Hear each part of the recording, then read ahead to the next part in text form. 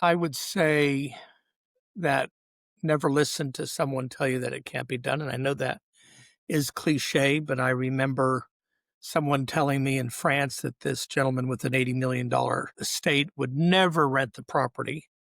And, that was the real estate agent's opinion. We managed to get it, and we managed to get it for 2 days. It's a matter of being creative.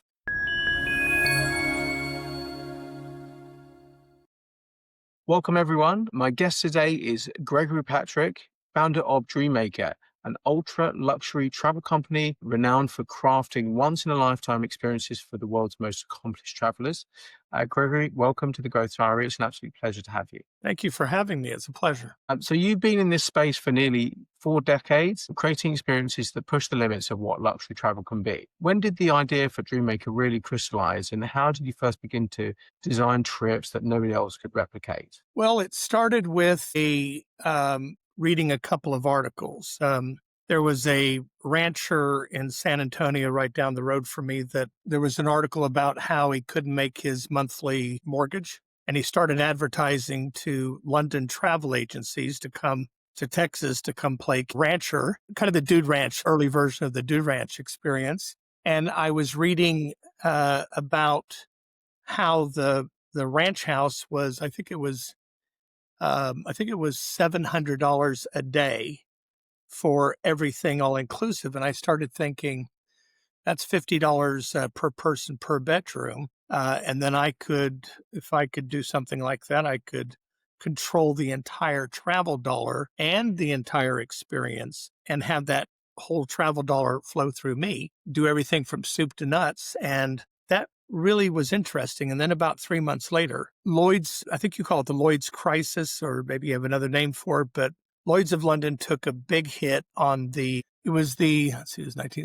89 San Francisco earthquake and the tankers going down in the Gulf War. They were taking lots of big losses. And so I just simply reversed the idea and said, how can I have Texans go play king and queen for a week in Great Britain? So I literally got on a plane, managed to get a couple of introductions, and knocked on doors going through Scotland and asking the castle owners, knowing that they had pledged these castles and these syndicates and needed Yeah. cash.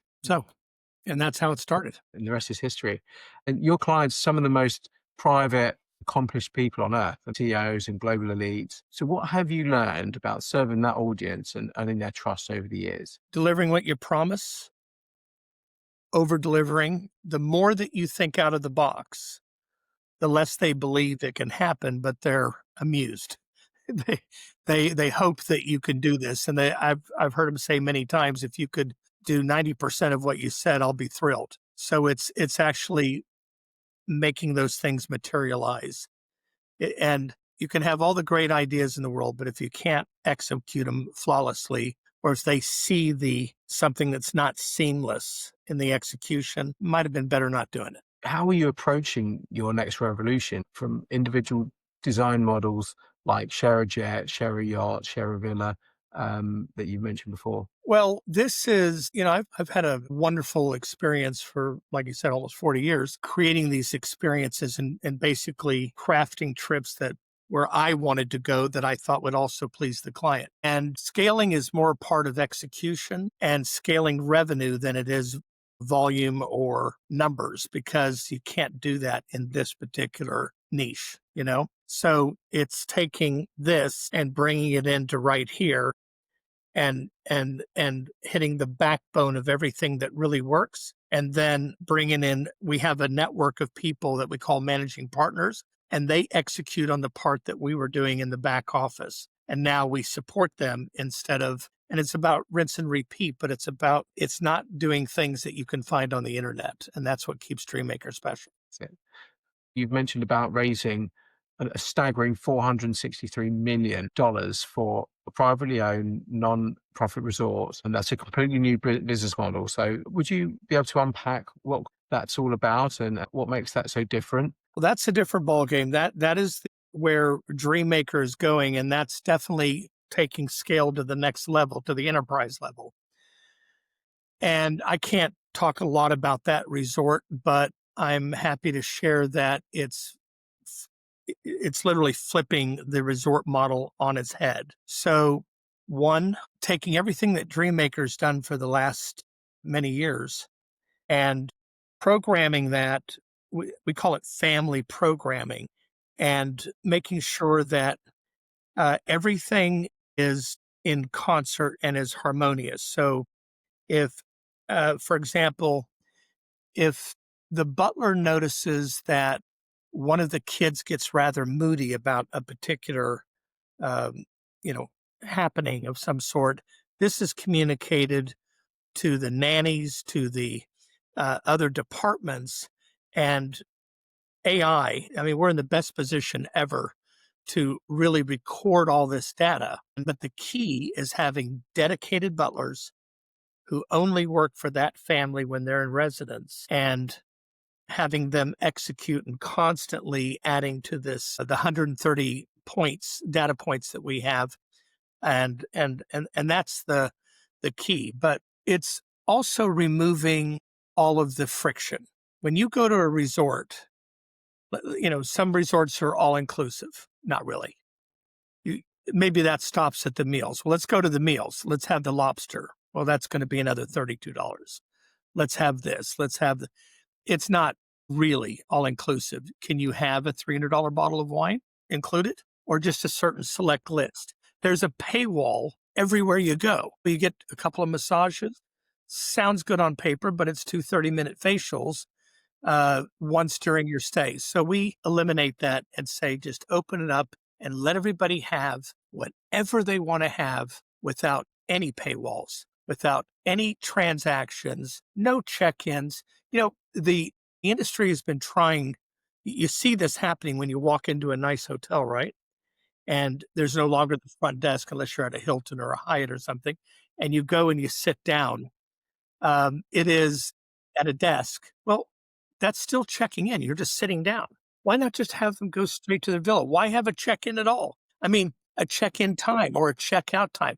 These are all friction points. And what we're going to do is eliminate all those. And we figured out how to do that. That's in business relating to your entrepreneurial foundation of this show. It's about finding the pain points and solving them. You've been using AI for a range of different uses. So how do you see AI then reshaping the luxury and travel industries over the next few years? I think for the masses, it makes, obviously not getting lost in Google to find something and getting suggested itineraries. I think that's wonderful for the masses.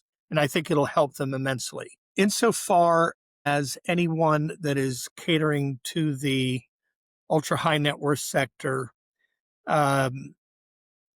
it's kind of like Facebook sending you a happy birthday message, and you don't really feel moved by that. It doesn't touch you because it's automated, right? So AI has to be the backbone of all the data.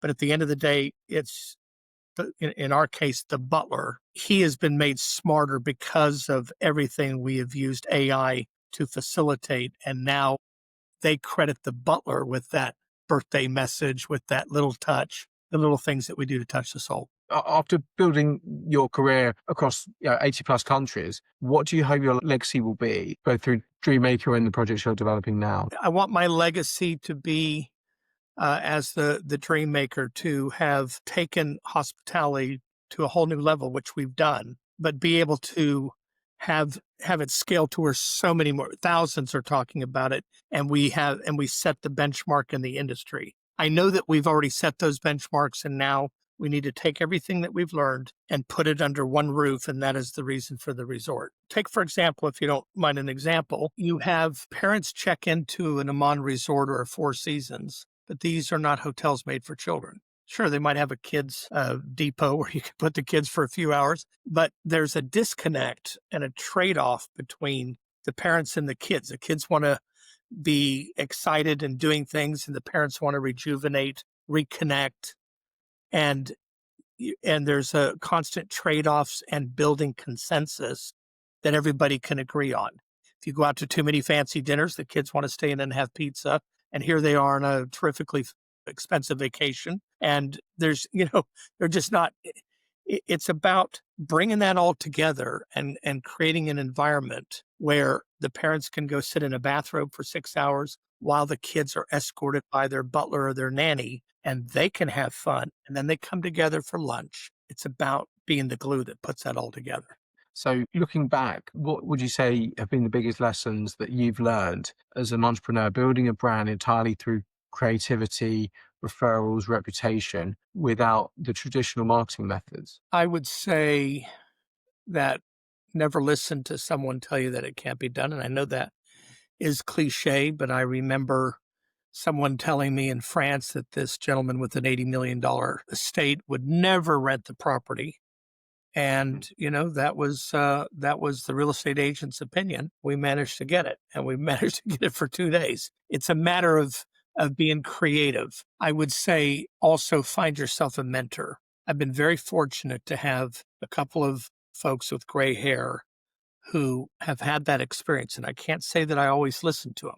I do now. Before, I didn't as much, but I always sought to see what I could learn. I just didn't feel they could relate to what I was doing, but I was oh so wrong. So that I think that's very, very important. And obviously, if you do what you love, and again, it's cliche, but it is so true. I work 75 hours a week, and it's by design because I really can't take more than a day off. I just can't wait to get back to my desk. And I think staying creative is really what helps with that. So what's next for you personally? I mean, what's still on the horizon that hasn't been done? Well, this resort is something that is occupying most of my time. Scaling DreamMaker with ShareAVilla, Jet, and a yacht is something that we have to do because not that I want to do it, but as much as I love it, I really don't want to have to work that hard to be able to put on these trips. But I like this way of doing it where you're doing an airliner with 48 people and lie flat seats and you're going somewhere and you're doing that once every year or 18 months rather than always having a trip every 3 weeks. So I want to take what DreamMaker has learned and scale it first from an execution standpoint with the ShareAJet yacht villa. And then the resort is what will be, people are going to say, where else can I go? What else do you do? Is this all you have? We'd love to do more with you. And I think it's a great pipeline, sales pipeline for DreamMaker, but you got to be prepared to put a bucket under the faucet when you turn it on. Gregory, this has been incredible. Thank you so much for sharing such an honest look at the creative and business side of DreamMaker. I'm sure there's a lot of founders and young entrepreneurs out there that's wanting to build something so one of a kind for themselves. And I'm hoping that's going to give them the inspiration they need to go out and go for it. Great advice. Thank you so much. Bye-bye. Thank you.